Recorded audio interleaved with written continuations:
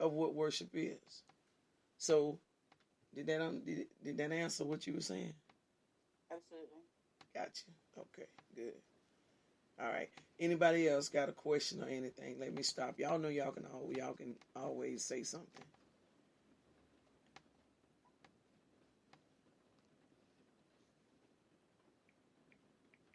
It's good when something is said. It means you're really trying to understand. You're really getting it. I'd be scared of y'all that don't say nothing. Verse 4. Thou shalt not make unto thee any graven image or any likeness of anything that is in heaven above. What y'all think that mean? Anybody want to take a shot at it? Ain't nobody, no dumb answers and stuff now, so kill that. We're family in here. Anybody want to take a shot at what you think that means right there? What is he talking about? Or any likeness of anything that is in heaven above.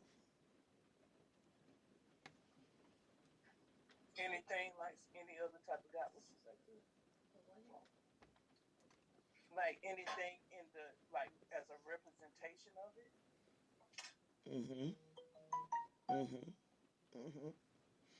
I want y'all to notice something, though. Notice, listen to. Yeah. It's a representation. It says the likeness of. So it's not the original thing. It's just a replica of. But I want y'all to catch this. Catch this. He says, or any likeness of anything that is in where. So that means. In other words, it knows the place that it has in heaven, so it's trying to duplicate it, but it's no longer in heaven. That means that these people, because of their exodus, were brought into a heavenly place. You cannot make a replica of something you have not ever seen. So I'm trying to tell y'all, as hard as I can, that if you've been brought out of the land of Egypt and out of the house of bondage, then that means you have had access to heaven. And God has shown you himself. Don't come back here with that crazy mess, creating graven images. When you've been in the presence of God, fight with everything in you.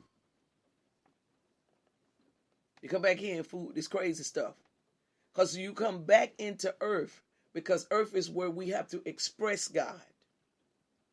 Earth is where we live out the manifestations of God. So yeah, we're going to have some stuff to come to us. There's going to be some temptation to get some graven images.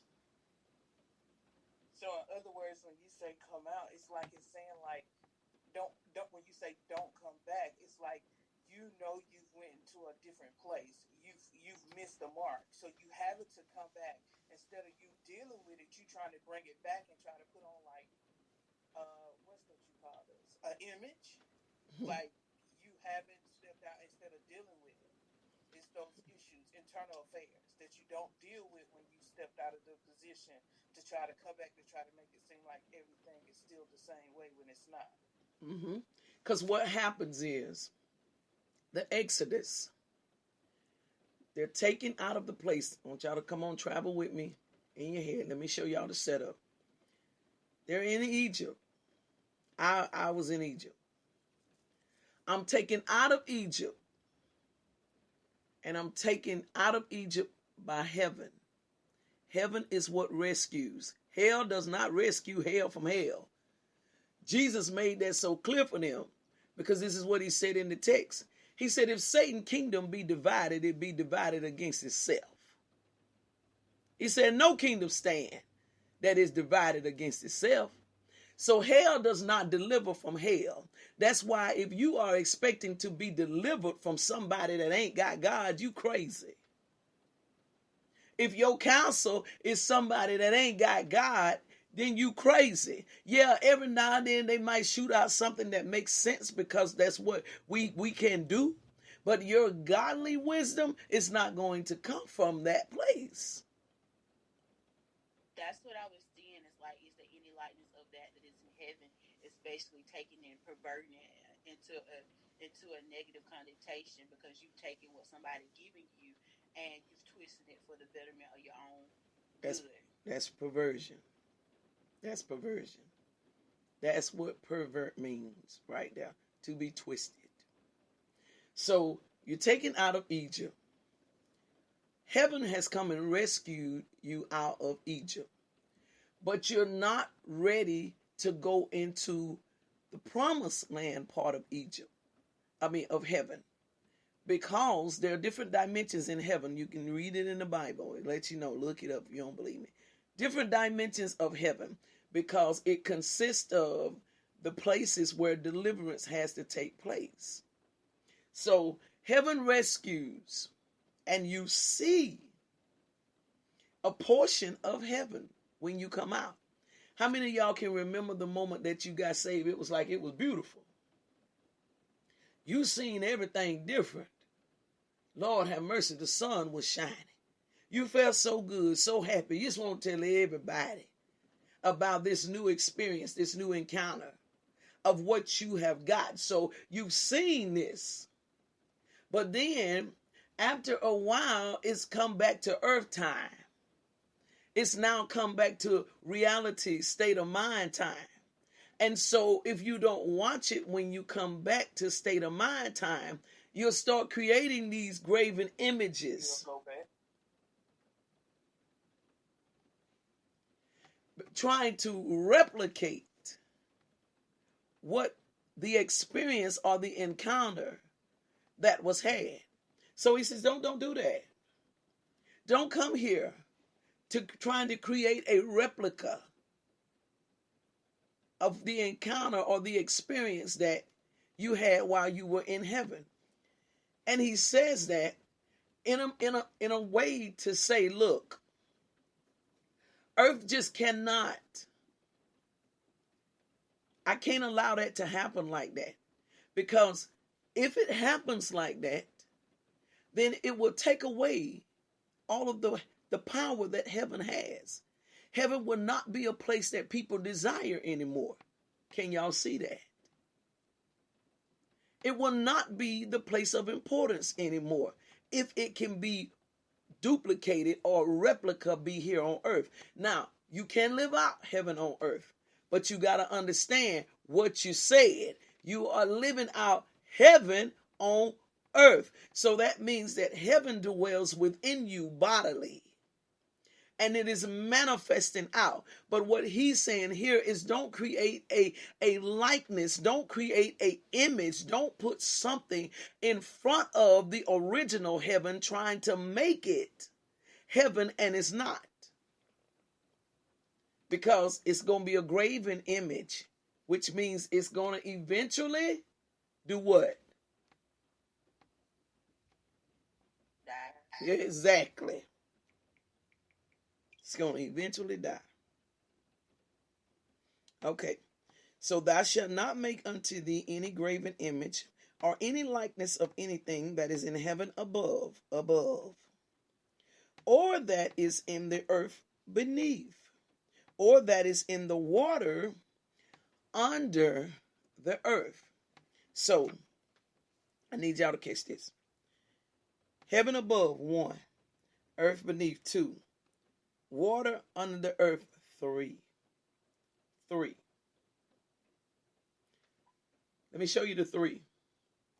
Egypt, the wilderness, and the promised land is Canaan.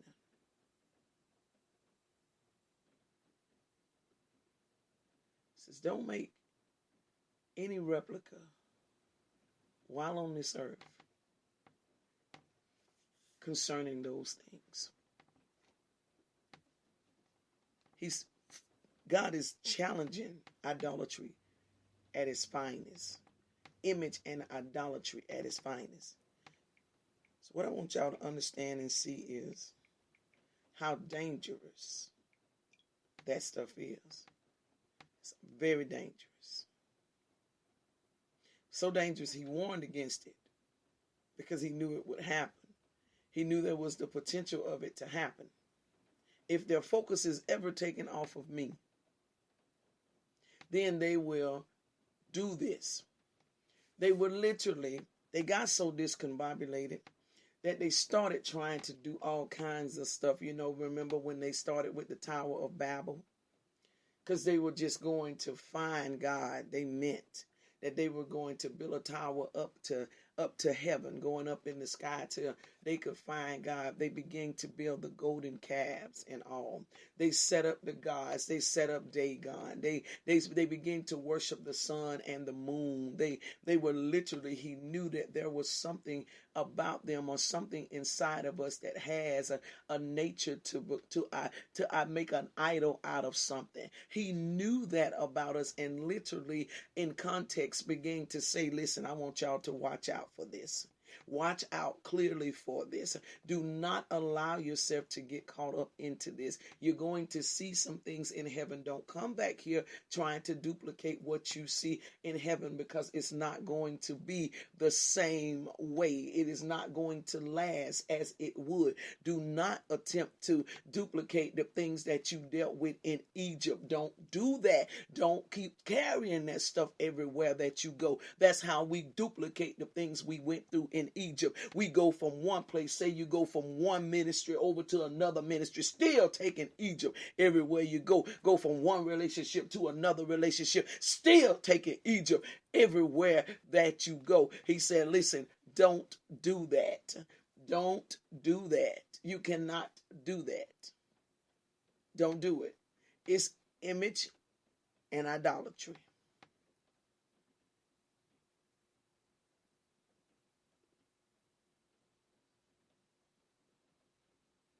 Verse 5. Go ahead. I'm sorry. So would the likeness of anything would be like, the sorcery in a sense when people are tapping into the spiritual realm illegally? Yes. Okay. Mm-hmm. Exactly. See, it has been said that most, the witches and warlocks, that those are people that have prophetic calls on their life, but they chose a pattern of perversion. So that's why they actually can see certain things. With the astrologers and all, they actually see certain things, but these are people that have gift. They are gifted people, but they choose to pervert it. You can pervert the gifts if you want to. You can have a you can have a gift on your life as to where you literally have a very high level of influence, and people are literally just drawn to you, just flock to you. Now, if you want to pervert that gift, yeah, you can do it. You can take that gift and just work all kinds of stuff, have people doing all kinds of stuff, giving all kinds of, see, that's when it's used by nature of perversion right there. That's a form of the likeness in the earth. But what's happening is that you're setting yourself up to be idolized, or you're setting yourself up in the position to be idolized or to be an image unto the people. So yes, that's very possible. Verse 5 says, thou shalt not bow down thyself to them, nor serve them. This is still talking about verse 4, y'all. I need y'all to notice the context of things that is saying that we literally do with idols. Do y'all see this?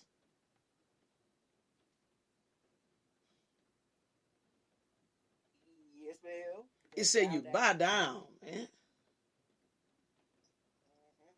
And then it says serve them.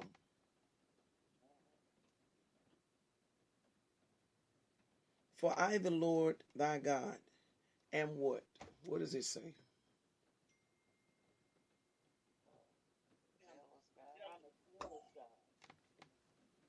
I'm a jealous God. So now do you understand why it's going to die?